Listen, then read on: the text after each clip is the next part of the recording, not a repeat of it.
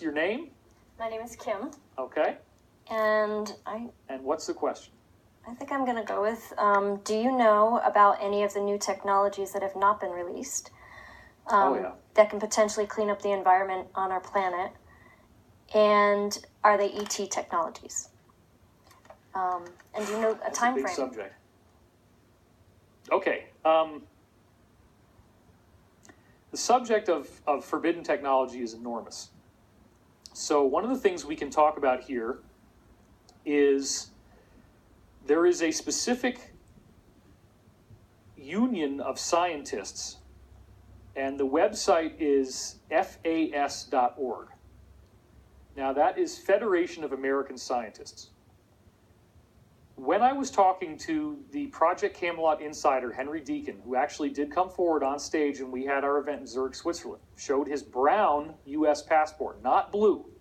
Official, it said official passport on it. He held it up to the audience. Now he regrets doing that. But he told me that he was the first guy who I really got to talk to who'd actually been in the secret space program, and he had been to Mars. In fact, he portaled out from a defense base in England. I won't say where because I'm not supposed to, but he portaled out from a particular military base in the UK to Mars every time he went to work. He used this thing called the corridor. He goes into an elevator, looks like an ordinary elevator, but you turn the key, the door closes really slowly, and when it opens up again, you're on Mars. You don't feel anything. You just go. Now, he told me that during the time that he worked for this space program, doing this job where he'd portal out every day from a military base here and come back home at the military base, but then the rest of the time he's working on Mars, he was forbidden to go to FAS.org. Not allowed. And if they catch you, you are immediately fired and potentially subject to severe punishment, which could be lethal. Federation of American Scientists, what the heck is this? It's a support and advocacy group to try to break down government secrecy. And so they were kind of like a predecessor to WikiLeaks, but nobody knows about it. When you look at the Federation of American Scientists suppressed patents summary, it turns out that they are publicly stating that there's been over 5,000 patents, it's actually now 6,000, submitted to the U.S. Patent Office. But guess what? It's now been publicly disclosed through even mainstream sources like Yahoo News. All patents must go through DARPA, Defense Advanced Research Projects Association, first, before they get to the Patent Office. The government intercepts every patent that they don't like, and it's not going to go out. And one of the things the FAS said is that any solar power device that gets better than, I think, 30 to 40% energy conversion, which means like a pretty efficient solar panel, automatically classified. So a lot of people have talked about the free energy aspect of this. That's well known. We do know that I was invited to a meeting at Lamborghini headquarters, I've talked about this before, in which if I could find investors who had the cojones, and I wasn't able to, they wanted to have these screw-on plastic white caps that you put onto the cylinders of a car engine. So you take off the existing heads and you screw on this plastic. And what it does is it takes water from the atmosphere and it generates the equivalent of the discharge that your fuel and your spark plug would normally have. It fuels your engine. You never have to get gas. You can retrofit all the existing cars on the roads today. The only byproduct they give off is water vapor. And they run. And it doesn't damage. The other problem is there's something called dendritic breakdown where, because there's colder temperatures, if you try to use the water systems, there's certain people that have figured out how to burn water. But the regular steel that a car engine is made out of will start to get all these cracks. And it severely shortens the lifespan of the engine. So a lot of the people I've been talking to where they're trying to retrofit all the cars on our highways, you can't really do the water cells because your engine dies in like a couple of years. But this system doesn't do that. So that's just one example. You mentioned planet healing technology. So another thing that we've heard is a group of MIT scientists, and again, I was in touch with a scientific group that was trying to get this funded and put out into the public. These MIT guys figured out how to create a desalinization plant where water from the ocean has the salt stripped out of it. It's turned into clean, drinkable water. In the process of generating the clean, drinkable water, you get free energy, enough to run the entire American power grid. And then what's even better is that not only do you get clean water that you could export, so California, instead of being in a drought, could export water to the whole rest of the United States because there's all this ocean coastline, you get a byproduct that you can tailor to make any element in the periodic table of the elements that you want, including gold, platinum, whatever.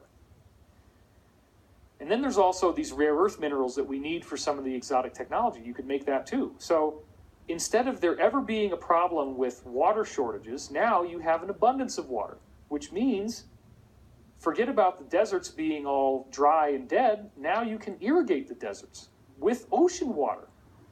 Why wouldn't the cabal want to release this stuff? They're worried about the population bomb. They're worried that everybody would start having more and more children. And this is a very important point. This is the rationale that they tell their own members for why they can't disclose this. All of the scientific evidence flatly refutes that hypothesis.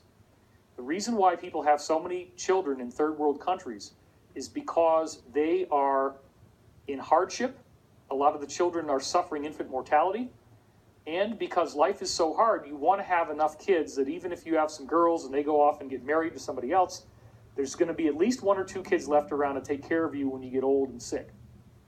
Once you have a country that develops, that's allowed to develop, very quickly the population drops to the point where you get zero population growth or even negative population growth like they now have in Japan. Which means that instead of them saying, oh, we can't release desalination technology, we can't green the deserts, everybody would have so many kids it would destroy the planet in 10 years. It's just the opposite. The population stabilizes and may even go down. But then we also have the fact that, wait a minute, we know now from NASA that the moon and most of the other moons in our whole solar system, they're all swimming in water ice. You melt that ice down, you got water. And then you go below the surface where it's warmer, and it is liquid water all over the place. So you could put people all over the solar system and you could build out lots of settlements. There's no reason to treat population like, oh, we got to kill billions of people in order to save the planet. But that's the rationale that they have. One last technology that is on the forbidden list that's very significant to mention here is health technology. And there are already methods in which we can eliminate all different types of disease and illness. There's pain relief technology in which you interrupt the potassium-sodium firings of the nerve cells, causing a reduction or an elimination of pain just with this little device. Nobody needs to suffer from any of the diseases that we now have, but once again, why would this be suppressed? Because the only business in the world that's bigger than oil is pharmaceuticals, and they profit off of people being sick, and they don't want to rise the population numbers.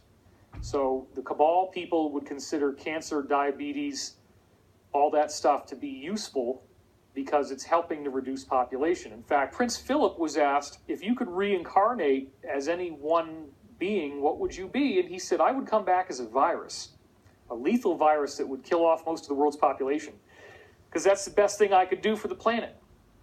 They're really serious about this stuff. So forbidden technology gets into so many different areas. We have all the stuff you see on Star Trek, transporter beams, tractor beams, stargates, materializers where you can manifest food out of thin air. It eliminates all the problems with scarcity. We don't have to suffer at all with so many of the ills. All of the things that are wrong with the planet can be fixed. There's already radiation amelioration technology where we can get rid of radioactive energy. And it said that in the Law of One. In one of the episodes I did with Corey about this, the Law of One says, quite frankly, every ailment that plagues your planet at this time has a solution that your government is holding back already. They already have it. So as we go through disclosure, as we go through the release of this stuff, we have the ability to create a so much more happy and plentiful world. It's truly amazing. Okay, so in the last few minutes now, we're going to try to have some short questions, and I'll try to give short answers, which